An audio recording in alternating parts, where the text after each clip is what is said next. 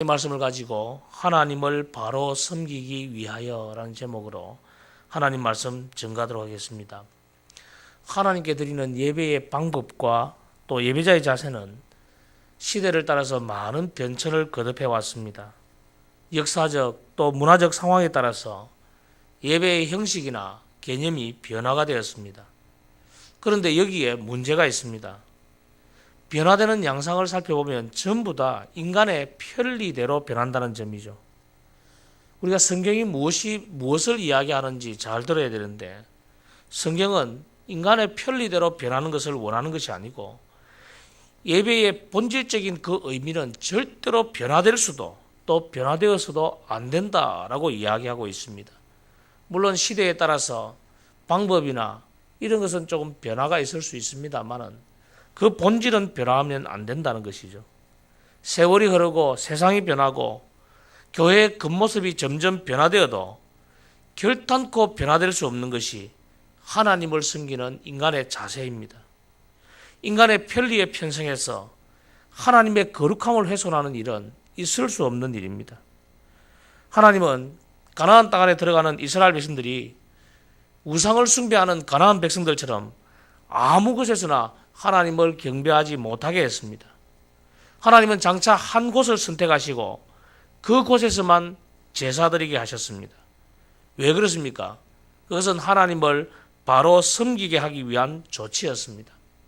그러면 우리가 하나님을 바로 섬기기 위하여 어떻게 해야 될 것인가? 첫 번째로 모든 우상을 제거해야 됩니다. 가나안 백성들은 산 위 또 푸른 나무 아래에서 언제든지 산당을 세우고 신상을 세워서 경배를 하는 겁니다.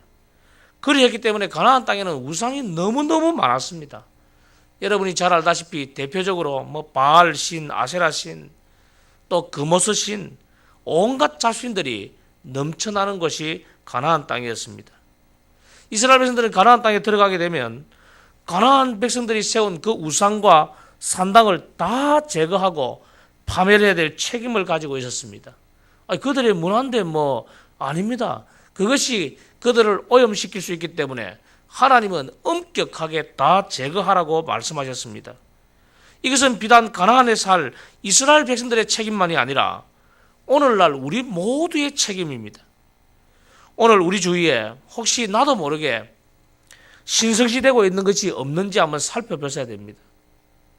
심지어 교회 안에서도 십자가를 신성시하게 생각하고 있지 않은지, 아니 조상들이 물려준 갑오 같은 성경책을 마치 신상처럼 생각해서 그걸 우상처럼 섬기고 있지 않은지 우리는 돌아보셔야 됩니다. 물론 소중히 여겨야 되겠죠. 하나님이 우리의 전통으로 주신 것들 소중히 여겨야 되겠지만은 그것을 소중히 여기는 것과 신성시하게 생각하는 것은 엄청나게 차이가 있습니다.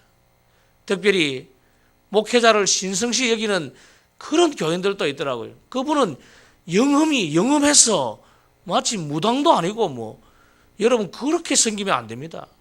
우리는 오직 하나님을 섬기는 사람들이지 목회자를 섬기거나 어떤 신성시한 물건들을 섬기는 사람들이 절대로 아닙니다.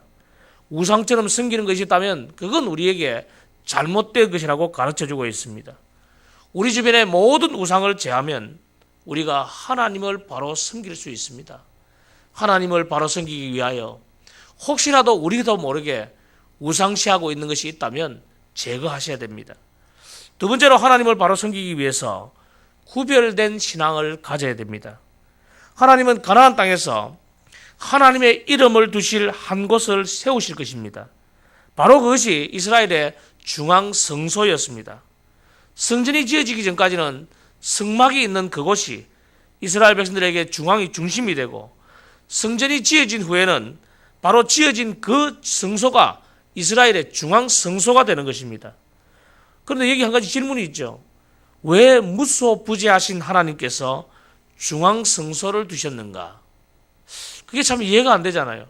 하나님은 어디에나 계신데 왜 중앙 성소를 굳이 두셨는가? 그 이유는 가나안의 종교 풍습과 유일신이신 하나님을 섬기는 신앙을 구별하기 위해서입니다. 그 땅에 들어가 보니까 그들이 차리는 산당이, 그들이 세우는 우상이 있는 곳마다 언제든지 경배했거든요. 그 문화를 바꾸기 위해서 하나님은 중앙 성소를 요구하셨던 겁니다. 만약에 이것을 구별하지 않고 그대로 두면 하나님을 섬기는 것도 마치 우상 숭배하듯이 하고 우상 숭배하는 것도 마치 하나님을 섬기는 것이라고 생각하면서 이게 이상하게 변질해 갈 것입니다. 여러분, 이 구별이 굉장히 중요합니다. 오늘날 사실 성전의 개념이 사라졌습니다. 오늘날 교회는 분명히 구약의 성전이 아닙니다. 목사님들이 흔히 헌금 걷기 위하여 성전 건축, 이것은 잘못된 용어이죠. 오늘날 성전은 어디입니까? 오늘날은 바로 우리가 성전 아닙니까? 성령이 거하시는 곳, 우리가 바로 성전이죠. 하나님께 예배 드리는 곳이라는 점에서 교회는 다른 곳과 분명히 구별되어야 할 것이 분명합니다. 또 우리가 성전이기 때문에 우리는 또한 세상 사람들과 구별되어야 합니다. 여러분, 하나님과 바로 섬기기 위해서는 이 구별된 신앙을 유지하셔야 됩니다. 똑같이 뭐 별다를 게 있어, 뭐 세상 사는 게 별거야, 아닙니다. 우리가 분명하게 구별된 삶을 살지 아니하고 구별된 신앙을 소유하지 않으면 어느새 물들게 되어 있습니다. 어느새 변질되게 되어 있습니다. 우리가 하나님을 바로 섬기기 위해서는 구별된 신앙을 가지시기 바랍니다. 마지막으로 하나님을 바로 섬기기 위해서는 말씀을 따라 예배해야 됩니다. 하나님은 이스라엘 백성들에게 각기 소견대로 하지 마라 라고 이야기합니다. 8절에 보니까 우리가 오늘 여기에서는 각기 소견대로 하였거니와 너희가 거기에서는 그렇게 하지 말지니라. 이 말씀은 하나님이 원하시는 곳에서 하나님이 원하시는 방식대로 하나님을 섬기라는 의미입니다. 흔히 어떤 분들은요, 아니 교회에 나와서 우리가 봉사하고 섬기고 교제 나누면 되지 뭘 그렇게 복잡하고 어렵게 이야기하십니까? 아니 왜 우리가 모이고 교제할 때도 간단하게 예배드리고 우리끼리 즐겁게 이 교제하는 것이 더 좋지 않습니까? 그 간단한 예배가 잘못된 것입니다. 우리는 언제 어느 상황에서도 하나님의 음성을 들으셔야 돼요. 그게 가장 중요한 겁니다. 하나님의 말씀대로 행하고 말씀대로 일을 진행하기 위하여 하나님의 음성 듣는 시간, 그건 간단하게 넘어갈 문제가 아닙니다. 이 새벽기도도 마찬가지지 않습니까? 제가 어떤 교회 보니까 목사님이 새벽기도 때마다 이 설교를 만드는 것이 힘들기 때문에 설교 아침에 안 하고 그냥 성도들끼리 모여서 성경 한 장 읽고 그렇게 기도하신다고 하더라고요. 저는 그것이 그렇게 좋은 방법이라고 생각하지 않습니다. 목사가 힘들어도 하나님의 말씀을 대언할 책임이 있잖아요. 우리가 이 새벽 기도 시간에 기도만 할 수 있는 그런 것도 있지만은 말씀을 들어야지. 말씀을, 하나님이 무엇을 원하시는지, 하나님이 오늘 우리에게 무엇을 지시하는지 하나님의 말씀대로 행하기 위하여 말씀 듣는 이 시간은 절대로 양보할 수 없는 것이죠. 성도 여러분, 하나님의 원하시는 방식대로 하나님의 말씀대로 섬기는 것이 참되게 하나님을 섬기는 것입니다. 눈에 보이는 아무 곳에서나 마음이 끌리는 아무 곳에서나 번제를 드리면 안 됩니다. 다시 말해서 하나님께 예배할 때 나의 편리대로 나의 좋을 대로 아무렇게나 예배해서는 안 된다는 말씀입니다.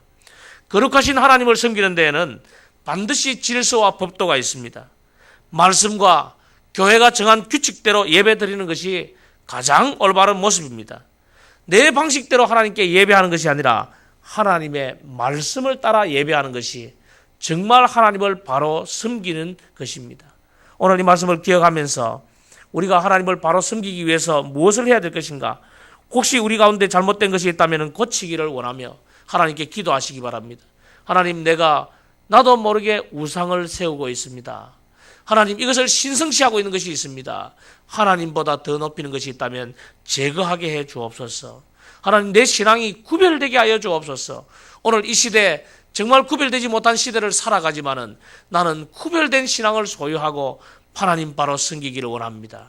하나님께 예배할 때는 언제나 말씀에 따라서 하나님 말씀을 사모하고 말씀 듣고 말씀대로 행하는 참된 하나님의 백성이 되게 해달라고 기도하는 저와 여러분 되시기를 주의 이름으로 축원합니다.